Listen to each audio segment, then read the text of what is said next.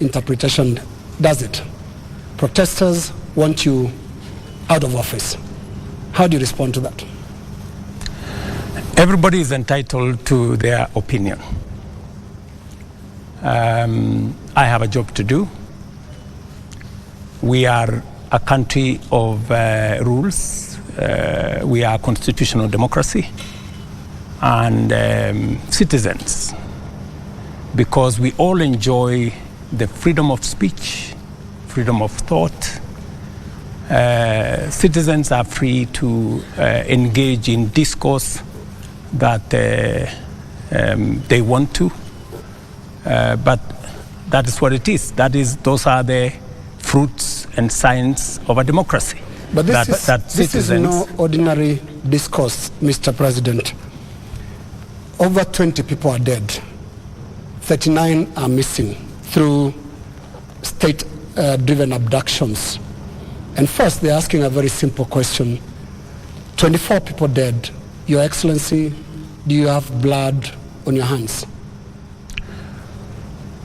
I have no blood on my hands. 19 people, to the record that I have from the security agencies, are dead. Very unfortunate. As a democracy, that should not be part of our conversation. 2.4 billion of property has been destroyed. The Office of the Chief Justice has been burnt. City Hall has been burnt. Parliament has been burnt. That is the situation. We have 19 people dead. Your Excellency. We have 19 people dead. I said 24. You said 19. Let's stay on lives. And number two, Your Excellency. On abductions. Your Excellency, let's stay on lives. There are people who are burying their children, whether they're 19 or 24, and they're watching now, and they want to see how you feel about the deaths. Give us your feelings, Your Excellency. Let me tell you. And you could give examples, Your Excellency. There is a 12-year-old boy, Kennedy Onyango from Rongai, whose mother narrated how his boy was basically just going to get books for his schoolwork. There is Rex Masai, who was shot in the middle of the street in Nairobi. And these are real human beings. Don't you feel a sense of responsibility for what is going on in the country? Let me tell you the following. Any life that is lost is something that must bother anybody, beginning with myself. And it is the reason why I have told you that when I came into office, I said three things. Number one, I said there will be no extrajudicial killing in Kenya. That's number one. And I have made sure that there is no extrajudicial killing in Kenya. That's number one. Number two, when I came into office, I said I want an independent police service. And I did sign the necessary instruments so that the police does not need permission, does not need authority, and does not report to the office of the president. The police operational, financial independence, I have made sure that the police don't have to ask me, don't ask anybody. They operate independently. And number four, it is true that children got into situations that they became victims of the demonstrations. What started to all of us, and I have spoken about it, I have said, the young people who have stepped forward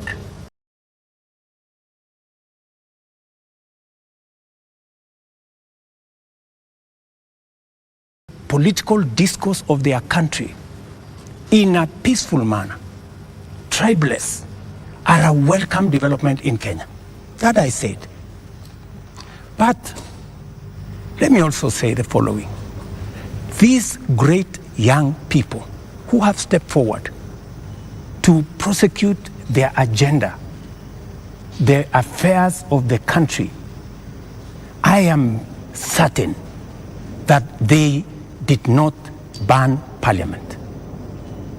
Criminals and other agents who took advantage of a legitimate concern of Kenyans stepped in, went and burned the Chief Justice's office, went and burned City Hall, went and burned Parliament, and destroyed property of innocent citizens. The parents, Mr. President, what are you telling them? These things have happened under your watch.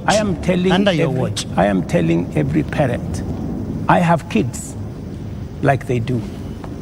And I care when there are issues in town where criminals can take advantage of situations and create a situation where the police have to use rubber bullets, the police have to use live bullets in some cases, because that is what an independent police service has to do. And I am sure the police have a record and have an explanation for every incident that they were engaged in. And here is the incident, Mr. President. Just a moment. Here is the incident, Mr. President. This boy, 12-year-old, took 8 bullets into the body of a 12-year-old boy. What would you tell the mother of that boy? That boy is alive, right? No, it's not. Kennedy Onyango died. He's died. So he's the one who died? Yes. So you're not talking about the person who was shot with rubber bullets? No. Yeah? Shot with bullets 8 times. Let me tell you. Yeah. In Ngong, this is the situation in Ngong, right? In Ngong, there was an incident where the police were overpowered by criminals. They took firearm from the police. They used that firearm against people. And one policeman had to shoot this fellow who had hijacked a gun from a policeman so that not to endanger the lives of more citizens. It is among the 3 people. One of the criminals is among the 3 people who was shot by the police after they overpowered the police and took the bullet and took the gun from the police and used it against innocent citizens. I cannot confirm to you that this is not the man that shot the child, but investigations are going on and we will get to the bottom of it. Mr. President, I am telling the mother of this young person that I, as president, will make sure that finally I will give her an explanation of what really happened and make sure that we bring this to a situation where, like her, like myself who have children, she too her child can be accounted for. Mr. President, the Kenya National Commission on Human Rights is the one that has accounted for 24 bodies lying in morgues. And those bodies, the records show that these people either died in hospital and while undergoing treatment for gunshot wounds, or they ended up in the morgue in the last 2 weeks with gunshot wounds. 24. These 24, Mr. President, are you saying that the security agencies have told you that these 24 were criminals, that these 24 were armed, they were posing a danger to the police officers, and that is what necessitated the police to use live bullets on them? Because the circumstances for the police officer to use a live bullet is clear, even in their own code of operations. It is when the life of that police officer is in danger, or when somebody else's life is clearly in danger, and the person who's endangering that person is armed. Were the 24 armed? Did they pose a danger, a direct threat to the police? 2 things. The same Kenya Human Rights Commission. Kenya National Commission. Kenya National Commission. The government agency. Yeah, the government agency. Yes. Told the nation that there was a massacre in Githurai and 20 people were killed in Githurai. Were 20 people killed in Githurai? Really? The Kenya National Commission on Human Rights does not have records of 20 people killed. No, but that's their statement. It is a statement that is public, you know. So the same Kenya Human Rights, Kenya Commission, Human Rights, National Human Rights Commission, told the country a blatant fake news falsehood that there was a massacre. This 24 is also... Let me. You asked me a question. Allow me to answer. Yes. That's what they told the country. So an organization that can tell the country without verifying that there was a massacre in Githurai. In fact, BBC, on that account, went to investigate in Githurai. And of course, you have read, BBC has said there was no massacre in Githurai. Mr. President, there was one person who was shot by the police. Let me answer. So, an organization that is as reckless as to say there was a massacre when there was none, now is telling us there are 24, the police are saying 19. We will find out where the numbers are. Okay. But that is the credibility of the organization that you're telling. Mr. President, that may well be. Let me also... My question, Mr. President, was... so that Eric can follow up. The people who died... Yeah, that's where I'm coming. Were they a danger to the police? That's where I'm coming. Are they the criminals that you're talking about? Let me tell you two things. There will be an investigation on how these 19 Kenyans died. There will be a clarity, an explanation for each and every one of them. I have told you one situation where somebody accosted the police, took over the firearm, started to shoot at people, endangering the lives of many other Kenyans. He was shot by the police. There is a situation in Parliament. How did the invaders in Parliament? They invaded Parliament and went straight for the armory at the Mausoleum. They went straight at the armory at the Sergeant at Arms office. Those are the investigations that we will get into, and a proper explanation will be given to the country.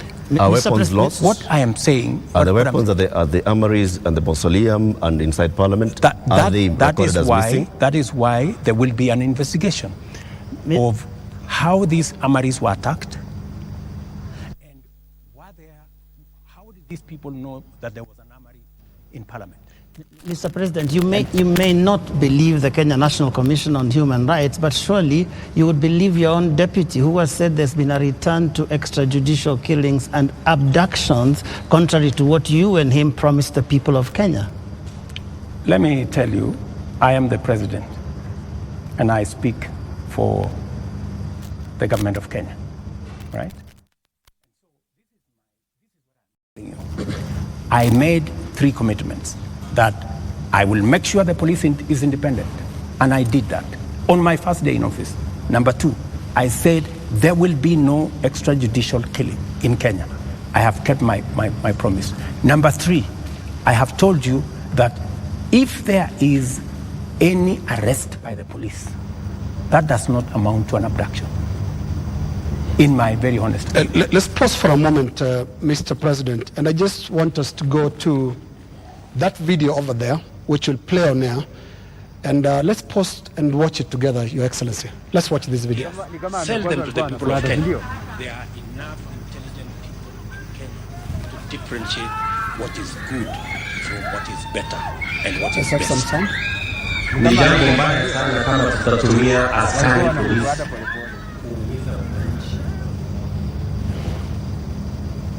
hapo na maoni tofauti ya kisiasa. And waeleza ya kwamba these people don't understand the damage they are doing to the people and the economy of Kenya. All right. Yes, the video in contention here was recorded earlier today. Yes. That of former MP Alfred Keter being abducted in broad daylight. Mr. President, before you even talk about the entire incident, the children were screaming, and a sound that we believe belongs to the wife was also heard, screaming in distress. How does that make you feel? Three things. I have told you, I made a deliberate decision to make sure that the police operate independently. That's number one. Number two, I have told you, if the police summon Linus Kaikai, and Linus Kaikai refuses to go to the police, are the police not entitled to come and look for you? When the police come to arrest you after they have summoned you and you didn't show up, is that an abduction? So let's have this as a confirmation. That no, I'm just asking you. Let's have this as a confirmation, Your Excellency, that Alfred Keter was summoned by police. He refused to the police have respond to issued the summons. a statement. I would suggest, instead of us having a back and forth, the police have released a statement. Can you check what the police have released, the statement? And you still not answered my question. Which the was? wife and children screaming that way. I mean, how do you feel, Your Excellency? I mean, my friend, every child, every mother feels the same when their parent is under attack. I mean, that is what it is. But let me ask you, what about the children?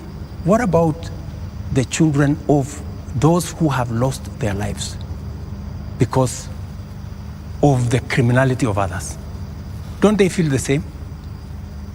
So we just need to be a country of the rule of law.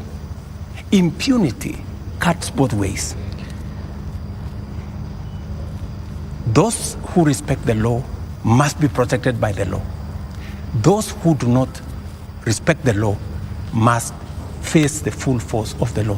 That's how it operates. That's how we will have a society. Here is the same way we must condemn excessive use of police powers, but we must equally deal firmly and decisively with criminals who put the lives of other Kenyans in danger, destroy property of hard-earned earnings. There are many people, Linus, in this demonstration that have lost livelihoods, that today their children are crying. Today their wives are in tears because they don't know how to face tomorrow. Mr. President, their businesses have been wiped out. Their incomes have been destroyed. I have just told you 2.4 billion shillings worth of business has been destroyed. And today, as I talk to you this evening, there are families who have tears. There are families who do not know how to face tomorrow. And I've asked you very specifically, President, how do you feel about those tears, especially those who have been killed by police bullets? It is horrible. It is horrible. When you find a situation where people are grieving, whether they are grieving because their parents have been arrested, or they are grieving because their hard-earned earnings of many years, monies there, I have on my phone, people who are saying, I borrowed money. My whole loan has been wiped out. My whole barbershop has been destroyed. My whole hardware has been looted and burnt. And they are in tears. So I must equally work with the police to protect all these citizens. And it cuts both ways, Linus. It cuts both ways. Using the rule of law. Absolutely. Let me take you to just step by step. Absolutely, the rule of law. The rule of law says. The rule of law requires the police to investigate a matter, to, when they have sufficient evidence, present that to the ODPP. The Director of Public Prosecutions takes people who are culpable to court. That's the journey in the rule of law, Mr. President. In the case of 39 people who have been abducted, and the abduction here, we're using it deliberately because of the manner in which the people have been arrested, like we've seen in the case of Alfred Keter. Others who've been picked up from their houses in the middle of the night, and they are held incommunicado for more than 24 hours outside of what the rule of law says. And then they are not taken to court so they are not charged with anything. That is outside of the rule of law. So in one instance here, we are saying we are not following the rule of law. In the second instance, Mr. President, you have people who were unarmed, like in the case of Rex, who was shot in the middle of the night, unarmed, who have been shot by police and they've ended up dead. 24 of them. You say 19. That again is extrajudicial. Because there is no justification that has been produced to show that there was justification for the police to use the excessive force. So basically we are showing examples where the rule of law, which you promised to uphold, which you also set and said, this is what the police has been doing. And you said, Mr. President, as you took office, that the problems with the police service also are going to the top, the leadership of the police service. And you promised the people of Kenya that you're going to hold the police to account outside of the rule of law and accountability, which comes to your desk. Are you holding the police accountable for 39 people abducted, for 24 people killed, for 627 people arrested and not charged, for 431 people injured by live bullets, rubber bullets, tear gas canisters, police batons? Latif, as I have told you, we must operate within the parameters of the rule of law. And I agree with you. The police must never act outside the framework of the rule of law. They must do that which only the Constitution and the law allows them to do. And it is very clear that any operation of the police outside the parameters of the law, the police will be held to account. Whether it is holding citizens beyond the stipulated time, but I must be thoroughly clear to you. When police arrest somebody, there is a constitutional timeline which they are allowed by the law to hold that person. 24 hours. That does not amount to an abduction. 24 hours. In my opinion. A case in point is what has just been said here about what happened earlier today. And you guys clearly said in this conference that was an abduction. I mean, it's just clear now that it is not an abduction. They're not this is an arrest. And the police have come forward to say, this is the situation, we have arrested this person, and it is just good for us to all of us follow the law. And I agree with you, the police must act within the law. But let me ask you one question also, Latif. I have never, in this conversation, which is now 20 minutes in, are you guys bothered about the fact that Parliament was burnt? Are you guys concerned that millions of businesses of Kenyans, hardworking Kenyans, were destroyed? How do you feel? But it all happened. How do you feel? It all happened under your watch, Mr. President. No, but this is at the end of the day, this is why we are saying you sought to keep us safe. We must be even. You know, we must be even. The police have a difficult job. They have to make sure the peaceful demonstrators are protected. But they also must make sure that the criminals, and when you say criminals, you know, when I said the other day criminals, many people took offense that I was calling the demonstrators criminals. That's not. Families of the dead, Your that is not. That's a lot of offense. Family of Rex. Rex was killed in a week when the protesters were very peaceful. The first week of these protests were peaceful.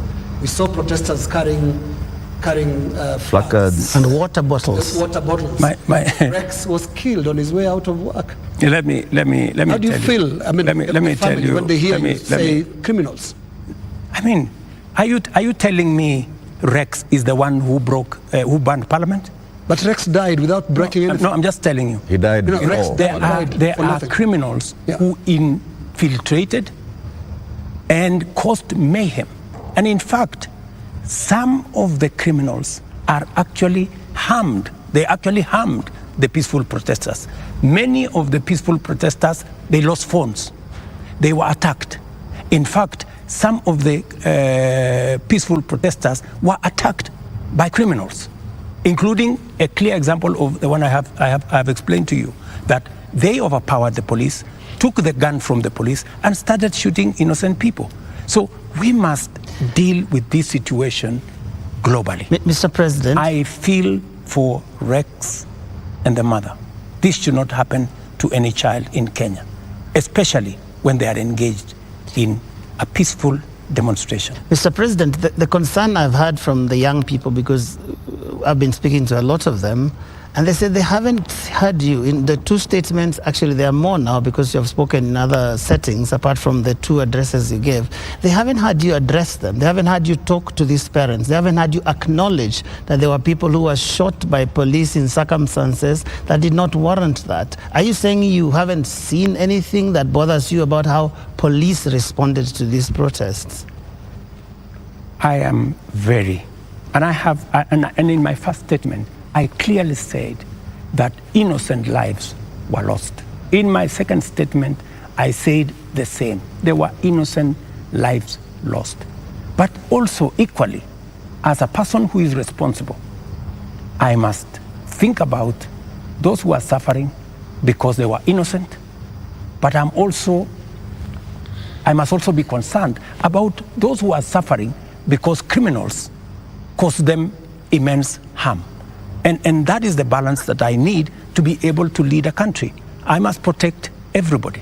I must protect the protesters, and I must be concerned about their lives. I must also protect innocent people who become victims of criminals who take advantage of a peaceful, democratic process that goes on in our country. Do you feel that you protected all those people in the last couple of days, whether it is people who have businesses, whether it is parliament, whether it is the people who lost their children? I did my best. If I hadn't done what I did, things would have been much worse. In fact, many people ask me, Mr. President, why did you call in the army? I mean, what choice did I have?